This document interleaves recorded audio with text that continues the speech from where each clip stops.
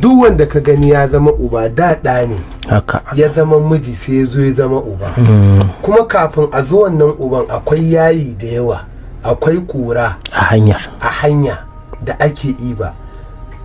Ko da su malam inda ba da suke baki a cikin wannan harkar ta zuwa yanzu ya taro wani abu wanda in damar bayani aka bashi zai gane ashe da bai fahimci rayuwa ba. Da ganin da yake wa mahaifinsa ashe ba daidai yake kallon abin ba. To haka yake yanzu mutum, it's not easy task mutum ya aure har a haifa mishi ɗa ya zauna da ɗan nan ko da ma uwar ɗan wani lokacin a shekara 10 ko a shekara 15, yau da gobe ta ƙi wasa.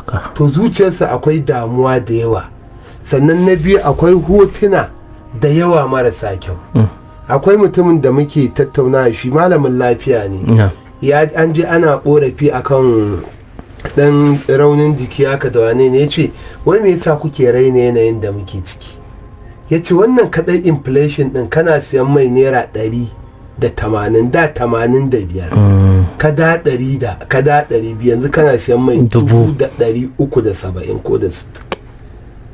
Ya ce wai ba kwa gane cewar kwakwalwar duk dan shekara 30 ko 40 ko 50 akwai rikici a ciki. Dole to wallahi malam inda ba akwai a lokacin da aka zauna ana magana akan kudin babur, sai wancan ɗaya daga cikin masu faɗa yana ce ai shi sakan ya siya 73,000 da wani, ana ta ce shi 73,000 700 ya siya ya manta.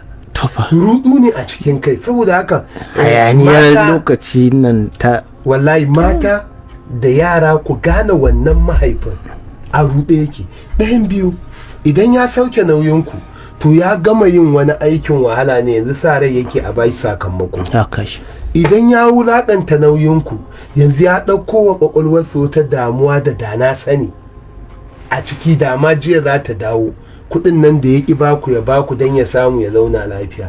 To ko a yaya zo gurin nan shine furfurar da afin washai ba furfurar kenan da raunin jikin. Labarin jiya ne a cikinka kuma ga ka a yau, wanda in yaro ne yake da labarin yarinta ya girma ana ce mishi phobia ne, damuwa ne da rudu zai tasiri a tunaninsa.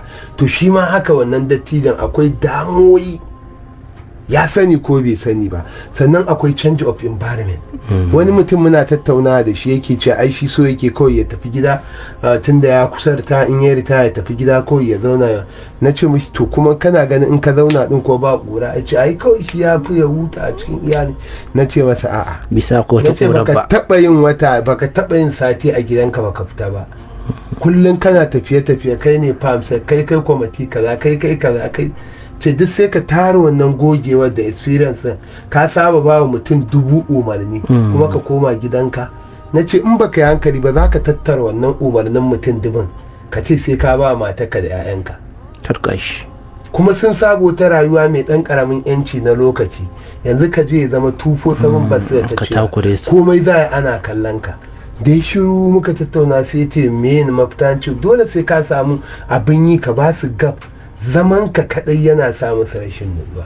Wannan abin duk bangarori uku mu lura. Kai uba ka kalla yadda 'ya'yan suke kallon ka, a gurin su wani stranger ne da bai saba rayuwa da shi ba, a gurin matar ka haka wani ne da muke rayuwa temporarily da shi na 'yan awanni, bacci ne zai da kai, yanzu kuma yanayin zama ya fara nuna kana daɗe a gida. Saboda haka dole sai mun la'akari da wannan mu'amala.